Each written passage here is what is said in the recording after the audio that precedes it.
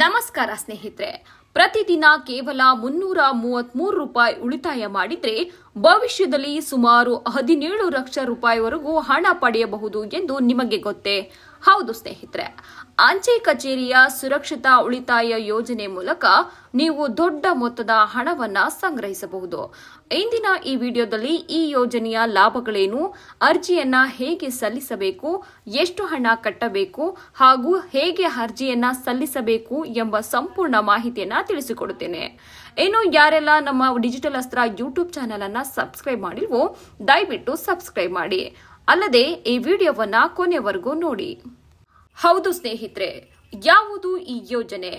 ಅಂಚೆ ಕಚೇರಿಯ public private fund ಯೋಜನೆಯ ದೀರ್ಘಾವಧಿಯ ಉಳಿತಾಯಕ್ಕೆ ಅತ್ಯುತ್ತಮ ಯೋಜನೆಗಳಲ್ಲಿ ಈ ಯೋಜನೆ ಒಂದಾಗಿದೆ. ಈ ಯೋಜನೆಯಲ್ಲಿ ವರ್ಷಕ್ಕೆ ಕನಿಷ್ಠ 500 ರಿಂದ ಗರಿಷ್ಠ 1.5 ಲಕ್ಷದವರೆಗೆ ಹೂಡಿಕೆಯನ್ನ ಮಾಡಬಹುದು. ಒಂದು ವೇಳೆ ನೀವು ತಿಂಗಳಿಗೆ ಸುಮಾರು 10,000 ಅಥವಾ ದಿನಕ್ಕೆ ಸುಮಾರು 333 ರೂಪಾಯಿ ಉಳಿತಾಯ ಮಾಡಿ ಪಿಪಿಎಫ್ ಖಾತೆಯಲ್ಲಿ ಹೂಡಿಕೆ ಮಾಡಿದ್ರೆ 15 ವರ್ಷಗಳ ನಂತರ ದೊಡ್ಡ ಮೊತ್ತದ ಹಣವನ್ನ ಪಡೆಯಬಹುದು. ಹಾಗಾದ್ರೆ 17 ಲಕ್ಷ ರೂಪಾಯಿ ಹೇಗೆ ಸಿಗುತ್ತದೆ? ಉದಾಹರಣೆಗೆ, ತಿಂಗಳ ಹೂಡಿಕೆ 10,000, ವರ್ಷದ ಹೂಡಿಕೆ 1,20,000, ಅವಧಿ 15 ವರ್ಷ. 15 ವರ್ಷಗಳಲ್ಲಿ ಒಟ್ಟು ನೀವು 18 ಲಕ್ಷ ಹೂಡಿಕೆ ಮಾಡುತ್ತೀರಿ. ಪಿಪಿಎಫ್ ಯೋಜನೆಯಲ್ಲಿ ಸರ್ಕಾರ ನಿಗದಿಪಡಿಸಿರುವ ಬಡ್ಡಿ ದರದ ಪ್ರಕಾರ ಬಡ್ಡಿ ಸೇರಿ ಮ್ಯಾಚುರಿಟಿ ಮೊತ್ತ ಇನ್ನಷ್ಟು ಹೆಚ್ಚಾಗುತ್ತದೆ. ಬಡ್ಡಿ ದರ ಕಾಲಕಾಲಕ್ಕೆ ಬದಲಾಗುವುದರಿಂದ ಅಂತಿಮ ಮೊತ್ತದಲ್ಲಿ ಬಹಳಷ್ಟು ವ್ಯತ್ಯಾಸ ಇರಬಹುದು. ಪಿಪಿಎಫ್ ಯೋಜನೆಯ ಪ್ರಮುಖ ಪ್ರಯೋಜನಗಳು ಏನು ಅನ್ನೋದನ್ನ ನೋಡೋದಾದ್ರೆ, ಈ ಒಂದು ಹಣಕ್ಕೆ ಸರ್ಕಾರದ ಭದ್ರತೆ ಇರುತ್ತೆ, ತೆರಿಗೆ ವಿನಾಯಿತಿ ಸೌಲಭ್ಯವಿರುತ್ತೆ, ಅಲ್ಲದೆ ದೀರ್ಘಾವಧಿಯಲ್ಲಿ ಉತ್ತಮವಾದಂತಹ ಒಂದು ಉಳಿತಾಯ ನಿಮ್ಮದಾಗುತ್ತೆ. ಅಲ್ಲದೆ ಸಾಲ ಪಡೆಯುವಂತಹ ಒಂದು ಅವಕಾಶವೂ ಸಹ ಇರುತ್ತೆ. ಭಾಗಶಃ ಹಣ ಹಿಂಪಡೆಯುವಂತಹ ಒಂದು ಅವಕಾಶವೂ ಸಹ ಇರುತ್ತೆ.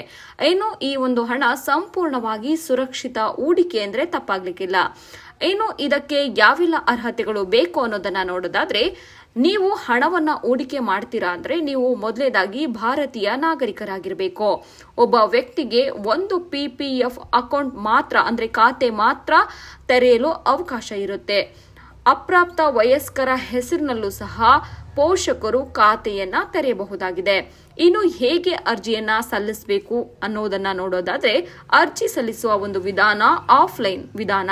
ಹತ್ತಿರದ ಅಂಚೆ ಕಚೇರಿಗೆ ಮೊದಲು ಭೇಟಿ ನೀಡಿ ಪಿಪಿಎಫ್ ಖಾತೆ ತೆರೆಯಲು ಅರ್ಜಿ ಫಾರ್ಮ್ ಪಡೆಯಿರಿ. ಅಗತ್ಯ ಮಾಹಿತಿಯನ್ನ ಭರ್ತಿ ಮಾಡಿ. ಆಧಾರ್ ಕಾರ್ಡ್, ಪಾನ್ ಕಾರ್ಡ್ ಹಾಗೂ ಫೋಟೋ ಸಲ್ಲಿಸಿ. ಆರಂಭಿಕ ಠೇವಣಿ ಮೊತ್ತವನ್ನ ನೀವು ಪಾವತಿಸಬೇಕಾಗುತ್ತೆ. ನಿಮ್ಮ ಪಿಪಿಎಫ್ ಖಾತೆ ಆರಂಭವಾಗುತ್ತದೆ. ಇನ್ನು ಈ ಪಿಪಿಎಫ್ ಖಾತೆಯನ್ನ ತೆರಿಬೇಕಾದ್ರೆ ಯಾವೆಲ್ಲ ದಾಖಲೆಗಳು ಬೇಕು ಅಂದ್ರೆ, ಮೊದಲನೇದಾಗಿ Aadhaar card, PAN card, passport size photo, mobile ಸಂಖ್ಯೆ ಮತ್ತು ನಿಮ್ಮ ವಿಳಾಸದ ಒಂದು ದಾಖಲೆ ಸಹ ಬೇಕಾಗುತ್ತೆ. ಸ್ನೇಹಿತರೆ, ಪಿಪಿಎಫ್ ಒಂದು ದೀರ್ಘಾವಧಿಯ ಹೂಡಿಕೆ ಯೋಜನೆ. ಬಡ್ಡಿ ದರಗಳು ಸರ್ಕಾರದ ನಿಯಮಗಳ ಪ್ರಕಾರ ಬದಲಾಗುತ್ತಿರುತ್ತವೆ. ಹೂಡಿಕೆ ಮಾಡುವ ಮೊದಲು ಹತ್ತಿರದ ಅಂಚೆ ಕಚೇರಿಯಲ್ಲಿ ಅಥವಾ ಅಧಿಕೃತ ಮಾಹಿತಿಯನ್ನ ಒಮ್ಮೆ ಪರಿಶೀಲಿಸಿ. ಈ ಯೋಜನೆ ಬಗ್ಗೆ ನಿಮ್ಮ ಅಭಿಪ್ರಾಯವನ್ನು ನಮ್ಮ ಒಂದು ಕಾಮೆಂಟ್ ಬಾಕ್ಸ್ ನಲ್ಲಿ ತಿಳಿಸಿ. ಇಂತಹ ಸರ್ಕಾರಿ ಯೋಜನೆಗಳು, ಉದ್ಯೋಗ ಮಾಹಿತಿ ಹಾಗೂ ಹಣಕಾಸು ಸಂಬಂಧಿತ ಅಪ್ಡೇಟ್ಗಳಿಗಾಗಿ ನಮ್ಮ ಒಂದು ಡಿಜಿಟಲ್ ಅಸ್ತ್ರ ಯೂಟ್ಯೂಬ್ ಚಾನೆಲ್ ಅನ್ನ ಸಬ್ಸ್ಕ್ರೈಬ್ ಮಾಡಿ, ವಿಡಿಯೋವನ್ನ ಲೈಕ್ ಮಾಡಿ. ಈ ಒಂದು ವಿಡಿಯೋ ಇಷ್ಟ ಆಗಿದ್ರೆ ನಿಮ್ಮ ಫ್ಯಾಮಿಲಿ ಅಂಡ್ ಫ್ರೆಂಡ್ಸ್ ಗ್ರೂಪ್ಗಳಿಗೂ ಶೇರ್ ಮಾಡಿ. ಮತ್ತೆ ಸಿಗೋಣ. ಧನ್ಯವಾದಗಳು.